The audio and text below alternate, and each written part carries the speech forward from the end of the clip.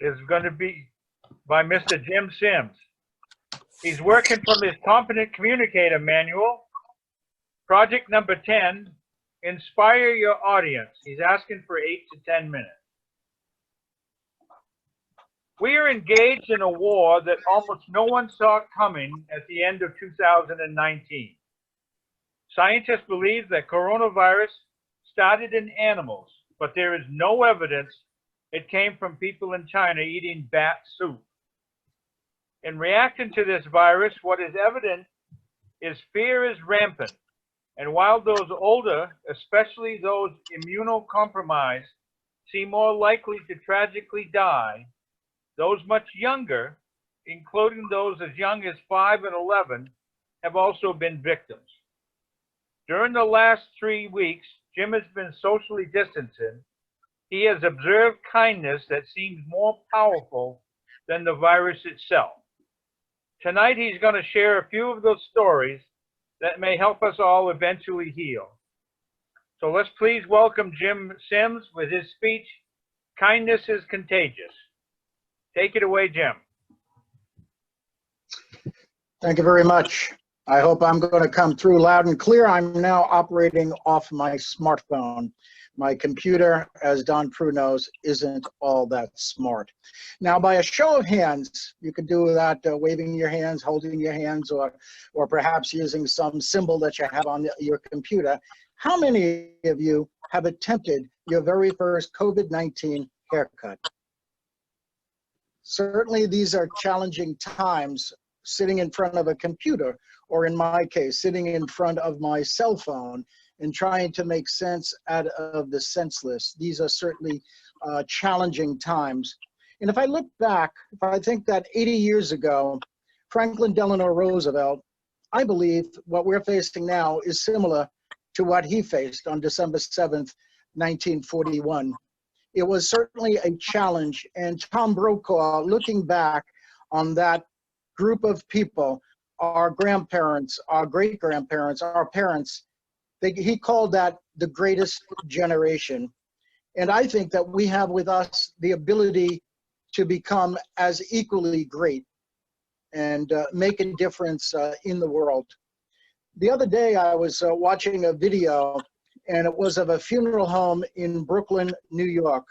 It was after they just talked about the possibility of having mass graves, mass burials in the city of New York. There were 1,000 people dead in the city of New York as of March 30th. And just the other day, it was over 5,000 people. The funeral director was saying that they were taking such precautions that they were even putting masks on the deceased because they really just didn't know how much of a risk they were at. But I think if we look at the nurses, the doctors, the ambulance personnel, the drivers, even the truck drivers, we are seeing people making a profound difference in our lives who are saving while perhaps we are sheltering. And I believe that in February of each year, we have what's called the Random Acts of Kindness Week. And sometimes what happens then is you might mow somebody's lawn or you'll go out shopping. But I think what's happening in this coronavirus day and challenge is that people are doing so much more. And I know some of you perhaps grew up with Fred Rogers. My son watched Fred Rogers, and I would turn on Mr. Rogers. Steve Ehill probably watched Fred Rogers. And there's a famous saying that he had that when I was a boy, his mother told him, when I was a boy, I would see things my mother would say to me, look for the helpers. You'll always find people who are helping. And it's quite a challenge now that I'm retired when I have the opportunity to compose a speech, because unfortunately, I have too much time on my hands. So I go deep into issues and I search, and I even saw an opinion piece that said perhaps that use of the metaphor of looking for the helpers that Mr. Rogers counseled little kids, maybe that's being overused. And there was the suggestion or the example that there were people who were in favor of arming teachers, who were in favor of the Second Amendment being exemplified by people with concealed weapons permits. And they were even suggesting that some of those armed civilians, they might be helpers. But I think that if we have some doubt about who the helpers are now, when we certainly look at the doctors, the nurses, the people who are on the front lines, they are definitely there making a difference. And I believe they are the helpers. In fact, I know one of those helpers personally. My friend Barry Wheatman and I drove on the ambulance in Little Neck, Queens. We drove together for over 12 years on a Sunday night. And Barry's daughter, Elise Isopo, was just interviewed on March 31st by Chris Cuomo as he was sheltering in place in his basement. He hadn't really started to get as sick as he had been for a few years with the high temperature. And the day before, Elisa Sopo was interviewed by NBC News. She is a critical care nurse practitioner in North Shore University Hospital. And when I saw that interview and she explained about the things that they were going through, I just thought it was totally amazing. She talked about the fact that these people were really, really sick. And she said that the ICU that they had been working in, they just opened their 6th ICU. And the 5th ICU had a few days prior 8 to 9 people. And when they decided they had to open a 6th ICU, they were up to 21 people. She said she feels as if she'd been thrown to the lions. And yet she also feels that she is supported by North Shore Hospital, supported by the community, local restaurants providing meals, breakfast, lunch, dinner for the workers. She also mentioned that the people who are really, really sick in the ICU, they include very young people. They include 20-year-olds and 30-year-olds and 40-year-olds. And normally Elise works three 13-hour shifts. She's now working 5 13-hour shifts. I believe what Elise is facing and what these healthcare workers are facing is really a battlefield. But yet, one nurse said that positivity actually heals people. Robert Louis Stevenson, a famous classic book author, Treasure Island and Kidnapped and The Strange Case of Dr. Jekyll and Mr. Hyde, he was often sick growing up in his home in Edinburgh, Scotland. And when he was growing up, he was sitting at his window, and his nurse came up to him. He was like mesmerized by what he was looking at outside the window. And the nurse said to him, "What are you looking at?" He said, "I'm watching a man punch holes in the darkness." And what he was describing the lamplighter who would come with his wick and light the gas lamps throughout the town. And what was amazing is that this impressed upon him how much we can make a difference in the world. J. Kenneth Blackwell, in a speech to the Heritage Foundation, suggested that it was a story that was in a novel. I spoke about the lamplighter when I was trying to raise money for the United Way in 2011, and I attributed it to Benjamin Franklin.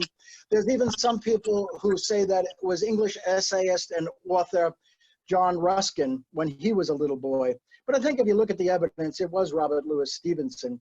And when you think about how is that used today, there are preachers, there are ministers who use the lamplighter analogy for talking about Jesus.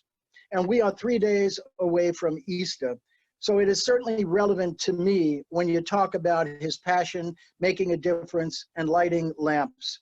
It is also true that Easter and Passover are religious holidays that almost operate in sync. And at Passover, the community comes together, family comes together to think about why are we here and what does it mean in our life. And now for many of those who are self-distancing, they're going to be doing it on the internet. They're going to be perhaps Zooming Seder's. So it is a challenging time for all of us. When I think about how I have seen other examples of people being lamplighter's, I think I was just reading the Northdale Bay Gazette, which is an online presentation. And there was at least 2 people who said, if you need something from the store, if you're out of food, I'll go shop for you. Every Tuesday, I deliver Meals on Wheels of Tampa. On this April month, we're only delivering it once a week. And we're delivering 5 meals for the week, and for those who get it, 2 frozen meals on the weekend. And it was really very inspiring for me to see how people looked when I put it on we had total distancing, no touching, meal delivery, and I would put it on the ground, and yet they would have a smile on their face. One or two people said, oh, I didn't know we were going to get meals. And there was even one case of a gentleman, it was his birthday that day, and we give them the meals, and we usually give him a birthday cake. So I set that down on the ground. What a broad smile came across his face. And then I read on the website that it was a bakery who helped Meals on Wheels. Instead of having for them to cook the cakes, they made birthday cakes and they shared it. And then finally, just this past week, I knocked on the door of my neighbor, Nan. The next day, I knocked on the door of two other neighbors. And they didn't really need anything, but the smile on their face was just, I checked on them. That was inspiring to me. Maybe it meant more to me than it did to them.